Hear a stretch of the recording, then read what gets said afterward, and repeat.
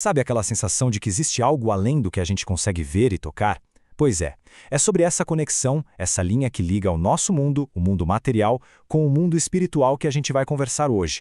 E para nos guiar, vamos mergulhar numa ideia fascinante que vem lá de O Livro dos Espíritos.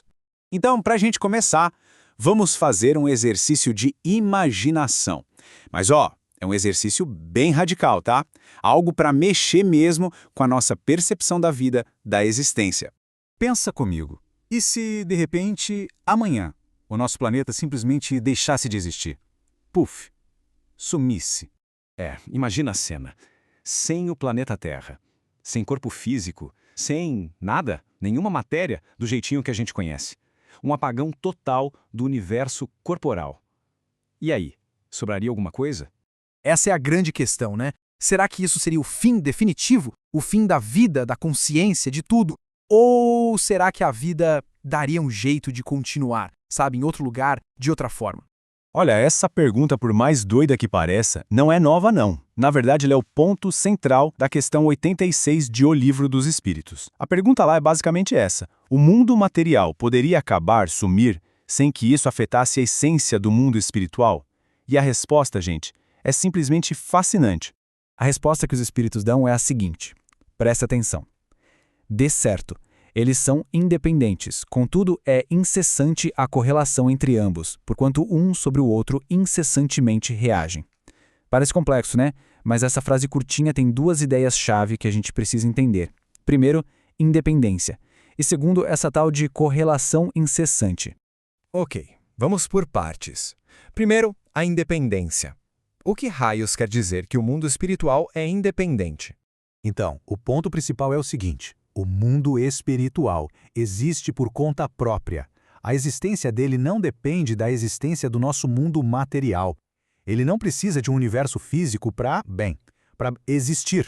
E aqui a coisa fica grandiosa. Pensa na escala disso. O mundo espiritual não nasce junto com um planeta. Ele não morre quando uma estrela explode. Ele não acaba se o mundo inteiro for destruído. A ideia é que ele já existia antes e vai continuar existindo depois da matéria. Isso muda totalmente a nossa perspectiva, né? Mundos inteiros vêm e vão no universo. Civilizações nascem, florescem, desaparecem. Mas, de acordo com essa visão, o mundo espiritual, ele continua lá, firme. É como se fosse o oceano, e todo o resto são só as ondas na superfície. Certo. Então, eles são independentes. Mas, atenção, independência não quer dizer isolamento. E é aí que entra a segunda parte da resposta, a tal da correlação incessante. Se eles são independentes, como é que eles se ligam o tempo todo? É uma via de mão dupla, o tempo todo.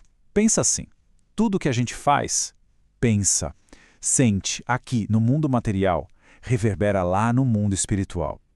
E ao mesmo tempo, o mundo espiritual está constantemente influenciando o nosso mundo aqui, muitas vezes de um jeito que a gente nem se dá conta. Uma imagem boa para entender isso é imaginar duas dimensões. Elas são separadas, cada uma com suas regras, mas elas estão sempre se tocando, se cruzando. É como se elas vibrassem uma através da outra, num diálogo que nunca para. E para deixar essa relação ainda mais clara, a própria fonte nos dá uma analogia que é, sinceramente, genial. É a do palco e do ator. Ela consegue explicar perfeitamente essa história de independência e interação ao mesmo tempo. Vamos pensar numa peça de teatro. A peça acaba, certo? O palco é desmontado, o cenário guardado. Mas e o ator? O ator continua existindo. Ele não some junto com o cenário. A consciência que deu vida ao personagem está lá, inteira. E aí está a aplicação perfeita para a nossa questão. O mundo material é o palco, é o cenário temporário para a nossa experiência de vida. E o espírito é o ator. A peça, a vida material, uma hora acaba. Mas o ator, a nossa essência, esse continua a sua jornada. Tá, legal. Mas e daí? Qual é a implicação disso tudo na prática, no nosso dia a dia? Porque entender isso faz alguma diferença?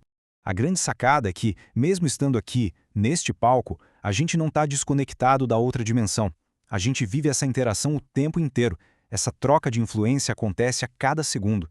Ninguém está isolado aqui na matéria. Isso quer dizer que tudo que a gente faz ecoa. Cada pensamento não é só um impulso elétrico no cérebro, ele cria uma vibração. Cada escolha gera uma consequência que vai muito além do que a gente pode ver. Cada ação ressoa, atravessa a barreira da matéria. E tudo isso nos leva a uma última reflexão. Se o palco é temporário, mas o ator é eterno, a pergunta que fica no ar é: será que a gente vive só para o que é passageiro, só para o cenário? Ou será que também vivemos para aquilo que é eterno?